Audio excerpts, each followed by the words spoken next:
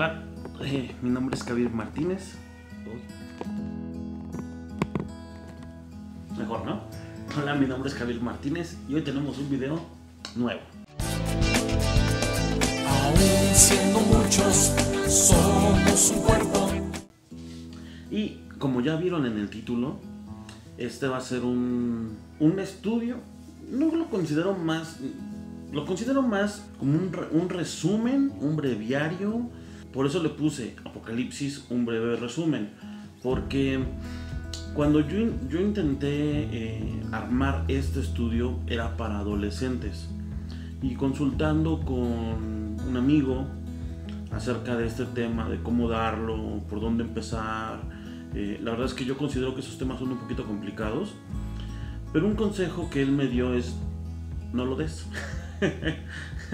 Y es que me contaba su experiencia dentro de la congregación que él está pastoreando cuando él lo quiso dar, y dice que aproximadamente tardó 1 año y medio en dar Apocalipsis. La verdad es que pues, él es un picudazo en ese tema, ¿no? Es muy bueno, le encanta mucho. Y yo no. Yo lo que pretendo lograr solo es un pequeño breviario de lo que es el Apocalipsis. A ver, espérame, porque se me olvida limpiar siempre la cámara. Yo lo que pretendo lograr es solo un pequeño resumen de, a grandes rasgos, cuáles son los eventos que van a marcar lo que nosotros llamamos el Apocalipsis, ¿no? Independientemente del libro, podríamos también llamarlo el final de los tiempos. Entonces, si hay un pasaje o hay un momento, hay un suceso que inicia todo este tema. Dentro, yo creo que lo veremos en otro video, que probablemente lo llamemos Las señales antes del fin. Me parece un buen título. Déjame en la descripción si te gusta el título. ¿Cuáles son las señales que hay para poder detectar que los tiempos ya están por cumplirse, que ya está por llegar la parte final de nuestra historia? Y es que este proceso, esta serie de sucesos va a ser un poquito complicada, va a ser un poquito dura, va a ser momentos muy difíciles, y vamos a ir viendo como por pequeños capítulos qué es lo que sucede. Esta es la teoría más fundamentada desde mi punto de vista, es la teoría más bíblicamente sustentable, y se le conoce como una versión clásica. ¿Por qué? Porque pues, la verdad es que la mayoría de las denominaciones de las iglesias es la que aceptan. Claro, hay otras teorías, hay otras posturas que la verdad es que yo no las he estudiado a fondo. Esa es la que yo en mi corazón creo que así va a suceder. Doy los fundamentos bíblicos para poder argumentar esto. Y pues bueno, espero que te pueda servir de ayuda. Nosotros no lo veremos en 1 año y medio. Espero que sean a lo mejor unos 3-4 videos en los que podamos dedicarle tiempo a esto, pero que sean de edificación para poder conocer un poquito qué es lo que va a suceder en los últimos tiempos. Entonces, pues empecemos con ese tema. Antes de empezar, consíguete algo para poder disfrutar este momento. Yo iré por un vasito, una taza con leche. Y pues bueno, vamos a empezar.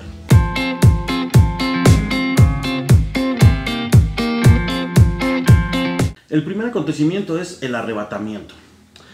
Se confunde mucho en algunas teorías o en algunas posturas el arrebatamiento con la segunda venida de Cristo. Ahorita voy a aclarar ese punto, pero no es lo mismo. De hecho, la segunda venida de Cristo va a ser un evento aparte. Primera de Tesalonicenses 4:13-18 dice lo siguiente: y ahora, amados hermanos, queremos que sepan lo que sucederá con los creyentes que han muerto, para que no se entristezcan como los que no tienen esperanza. Pues, ya que creemos que Jesús murió y resucitó, también creemos que cuando Jesús vuelva, Dios traerá con él a los creyentes que hayan muerto. Entonces, lo primero que nosotros tenemos que saber es que cuando nosotros morimos en Cristo, no tenemos el mismo final que un no creyente. Eso es básicamente lo que siempre estamos nosotros peleando, y eso es básicamente lo que se refiere todo el sacrificio de Jesús en la cruz. O sea, sabemos que hay un cielo, que hay un infierno, aunque hoy en día se está perdiendo mucho esa noción o esa conciencia, es una realidad. Entonces, aquí en el versículo 14, Jesús nos da una esperanza, o la palabra nos da una esperanza, para que nosotros al momento de perder un familiar que ha creído en Cristo, pues no caigamos en depresión, en desconsuelo, en una pérdida irremediable. Hay mucha gente que no puede superar la pérdida de un familiar, de un ser querido, porque simple y sencillamente pues no saben qué es lo que está pasando, no encuentran consuelo en sus vidas. Y una razón es esta, porque desconocen a dónde han ido o qué es lo que ha pasado con ellos. Versículo 15 dice: les decimos lo siguiente de parte del Señor: nosotros, los que todavía estemos vivos cuando el Señor regrese, no nos encontraremos con Él antes de los que ya hayan muerto. Aquí hay una puntualización que hace Pablo. Bueno, de hecho dos. En el versículo 15 la primera es: esto viene de parte de Dios, no viene de parte de Pablo. Eso es algo muy común en él. Cuando él da su punto de vista, cuando él da su opinión, dice: esto es de parte mía. Y cuando es algo que Dios le ha revelado, dice: esto viene de parte de Dios. Y en este caso es lo primero que puntualiza en el versículo 15. Lo segundo es que cuando Jesús regrese por su iglesia, los primeros que van a ser llamados no van a ser los que estén vivos, van a ser los que ya murieron en la fe, los que murieron creyendo en Jesús. Y dice: no nos encontraremos con Él antes de los que ya hayan muerto. 16. Pues el Señor mismo descenderá del cielo con un grito de mando, con voz de arcángel y con un llamado de trompeta de Dios. Primero los creyentes que hayan muerto se levantarán de sus tumbas. Ellos son los primeros que van a ver a Jesús en cuanto Él venga a recogernos. Versículo 17. Luego, junto con ellos, nosotros, los que aún seguimos vivos sobre la tierra, seremos arrebatados en las nubes para encontrarnos con el Señor en el aire. Entonces estaremos con el Señor para siempre. Aquí hay otro punto importante. ¿Por qué no se considera esta la segunda venida de Cristo? Porque simple y sencillamente Él no toca la tierra. Él nunca pisa la tierra en esta segunda venida que a veces se quiere tomar. Y es muy claro: seremos arrebatados en las nubes para encontrarnos con el Señor en el aire. Entonces, no podemos decir que es una segunda venida de Cristo, porque en realidad nunca llegó. O sea, sí se quedó en un punto medio. Él nos espera en las nubes. Y dice el versículo 18: así que anímense unos a otros con estas palabras. Algo que es importante acerca de los temas de Apocalipsis es que nosotros no deberíamos tener miedo. Estas profecías, este libro, esta serie de acontecimientos no está puesto para que nos dé miedo. Está puesto para que tengamos esperanza y sepamos qué es lo que viene, qué es lo que nos espera en un futuro, y estar conscientes de que esta vida no es lo único que nosotros tenemos. Ahora, empecemos con Mateo 24:37. Dice: cuando el Hijo del Hombre regrese, será como en los días de Noé. En esos días, antes del diluvio, la gente disfrutaba de banquetes, fiestas y casamientos, hasta el momento en que Noé entró a su barco o al arca. La gente no se daba cuenta de lo que iba a suceder hasta que llegó el diluvio y arrasó con todos. Así será cuando venga el Hijo del Hombre. Cuando Cristo regrese, va a ser en medio de la cotidianidad. Aquí habla y dice de que la gente disfrutaba de banquetes, de fiestas, de casamientos. O sea, no va a ser en un momento en el que todos estemos expectantes a ver a qué horas aparece o a ver dónde.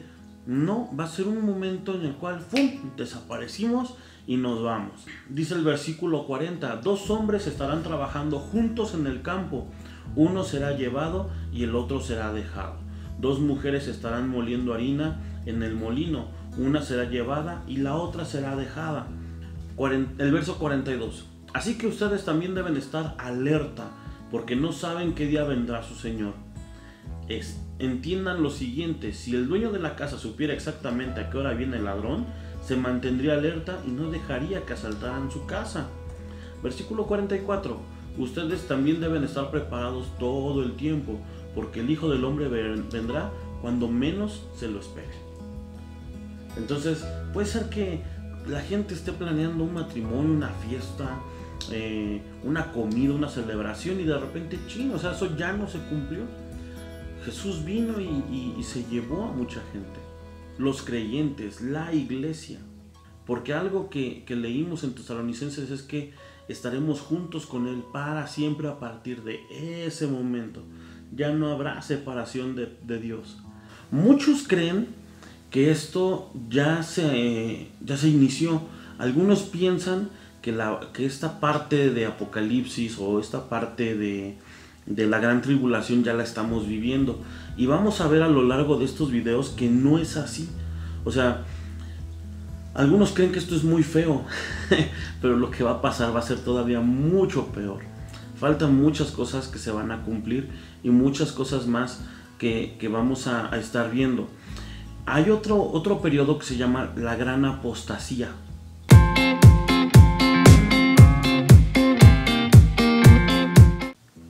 ¿Y qué es la apostasía? Es la renuncia que hace una persona de sus creencias religiosas o políticas y abandono de una religión o del partido político al que pertenecía. Es decir, van a negar la fe. Nosotros últimamente hemos estado viendo mucho como, por ejemplo, líderes de grandes iglesias. Por ahí nosotros vimos hace algunos meses como un líder de Hillsong se salió de la iglesia, dejó su fe. Hemos visto cómo pastores se han suicidado. Hemos visto cómo creyentes y pastores cristianos se han ido a la iglesia católica de regreso. Hemos visto cómo algunos creyentes y pastores se han declarado ateos. Hemos visto incluso cómo muchos, algunos exsalmistas o salmistas se han declarado ya no creyentes.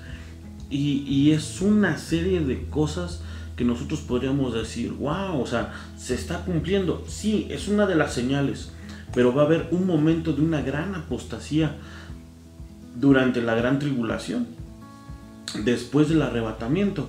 Segunda Tesalonicenses 2, 1 al 8 dice lo siguiente: ahora, amados hermanos, aclaremos algunos aspectos sobre la venida de nuestro Señor Jesucristo y cómo seremos reunidos para encontrarnos con Él. No se dejen perturbar ni se alarmen tan fácilmente por los que dicen que el día del Señor ya ha comenzado. No les crean, ni siquiera si afirman haber tenido una visión espiritual, una revelación o haber recibido una carta supuestamente de nosotros. Aquí Pablo ya hace la exhortación. Aguas, porque no ha empezado la gran tribulación, No ha regresado Cristo por su iglesia. Aunque parezca que nosotros les mandamos cartas y que las cosas están poniendo feas, todavía no ha empezado. Dice el versículo 3: no se dejen engañar por lo que dicen, pues aquel día no vendrá hasta que haya una gran rebelión contra Dios y se dé a conocer el nombre de anarquía. Se exaltará a sí mismo y se opondrá a todo lo que se llame Dios y a cada objeto de culto. Incluso se sentará en el templo de Dios y afirmará que Él mismo es Dios. ¿Qué es lo que va a marcar esta gran apostasía? Simple y sencillamente un hombre que se va a oponer a todas las religiones, no solo el cristianismo, todas, budistas, tibetanos, católicos, testigos de Jehová, mormones, lo que sea. ¿Con qué finalidad? Con la finalidad de que solo Él reciba adoración. Dice el versículo 4: se exaltará a sí mismo y se opondrá a todo lo que la gente llame Dios y a cada objeto de culto, incluso se sentará en el templo de Dios. Esa es una gran señal para saber que el fin de los tiempos ha empezado.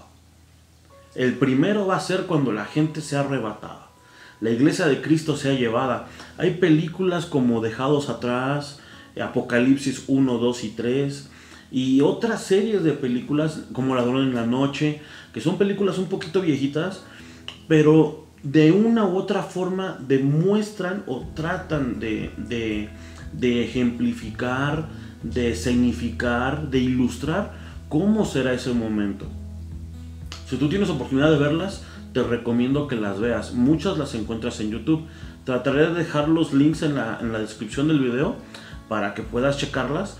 La verdad es que no van a ser exactas a las escrituras, porque sobre todo las de Apocalipsis tienen mucho relleno, o sea, tiene mucha suposición de lo que podría pasar durante el Apocalipsis, durante la tribulación. Y no todas, obviamente por ser películas, pues no pueden así como llenar todo completamente bíblico, ¿no? A pesar de ser películas que llamaríamos cristianas, no alcanzan como a cubrir todos los aspectos bíblicos, pero son una muy buena referencia por si te quieres dar una idea. Y ahí va a aparecer otra figura que se llama el Anticristo.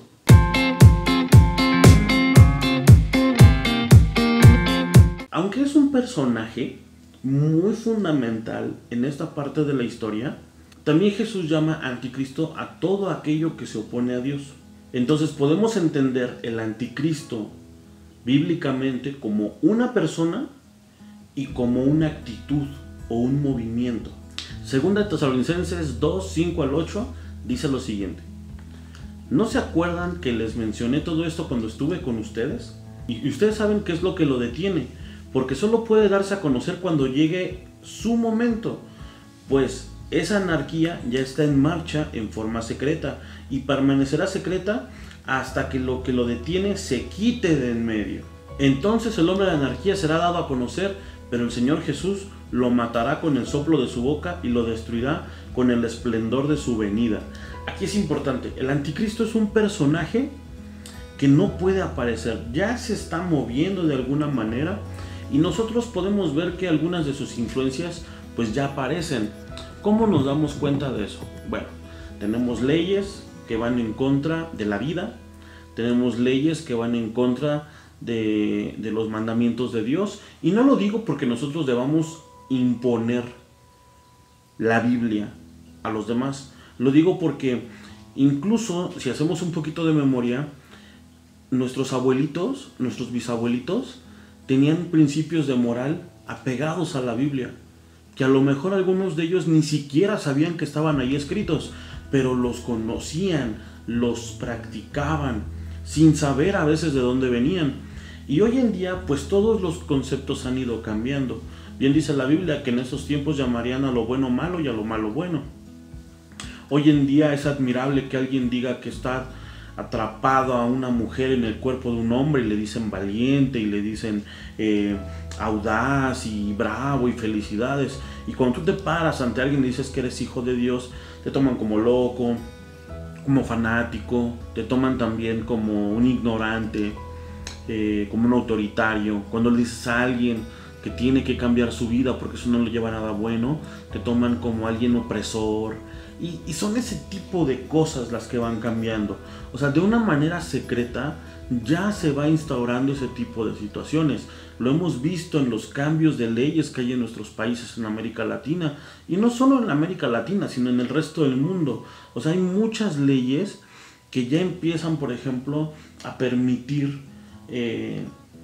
la venta, por ejemplo, de alcohol a menores, la venta de cigarros a menores, la comercialización de la droga a una escala pues comercial increíble, el tema de la legalización de los abortos, el desconocer, por ejemplo, un feto, un embrión, como seres vivos, como seres humanos, como personas. O sea, al final de cuentas han ido cambiando ciertas definiciones para que lo bueno sea malo y lo malo sea bueno. Entonces hemos visto esa influencia, pero hasta cierto punto no conocemos al Anticristo. Y dice Pablo en el versículo 6, dice: y ustedes saben qué es lo que lo detiene, porque solo puede darse a conocer cuando llegue su momento, pues esa anarquía ya está en marcha en forma secreta y permanecerá secreta hasta que lo que lo detiene se quite del medio. ¿Qué es eso que lo detiene? La iglesia. Hasta que no venga Cristo por su iglesia, ese anticristo no se va a dar a conocer. Hay muchas cosas en medio de lo que es el anticristo que vamos a ver cómo se va a presentar, qué es lo que él va a hacer, pero a final de cuentas su aparición no va a ser visible o no va a ser reconocible hasta que no se quite la iglesia de en medio. Entonces más adelante vamos a ir viendo cómo este personaje se va a ir desenvolviendo, cómo este personaje va a ir dándose a conocer cuando ya la iglesia se ha quitado. Por último, quiero dejar una gran advertencia. Cuando yo hice este pequeño estudio, Dios me dio una advertencia muy fuerte, y es que dice Apocalipsis 22, 7, 12 al 21. Y si alguien quita cualquiera de las palabras de este libro de profecía, Dios le quitará su parte del árbol de la vida y de la ciudad santa que se describen en este libro. Aquel que es testigo fiel de todas esas cosas dice: sí, yo vengo pronto. Amén. Ven, Señor. Que la gracia de Dios sea con todo el pueblo santo de Dios. Y también Juan 3:16 dice: porque de tal manera Dios amó al mundo que ha dado a su Hijo unigénito, para que todo aquel que en él cree no se pierda, mas tenga vida eterna. Esas son palabras que Dios dejó y que Él nos dejó la advertencia para que nosotros no pasemos por esos momentos de sufrimiento que son inexplicables y que dice la Biblia que jamás se han visto. Si tienes alguna duda, algún comentario, por favor, déjamelo en la cajita de comentarios. Espero que este video te sea de ayuda, espero que puedas estudiar un poquito más. Repasa los versículos, repasa este estudio, pide la instrucción a Dios y espero que te sea de mucha ayuda. Espera el siguiente video, va a estar muy bueno. Iré dejando la información y pues que Dios te bendiga mucho. Te mando un fuerte abrazo. De otros lugares fuimos llamados para dar las buenas nuevas del Señor. Aún siendo muchos, somos un cuerpo, trabajamos todos juntos por amor. De otros lugares fuimos llamados para dar las buenas nuevas.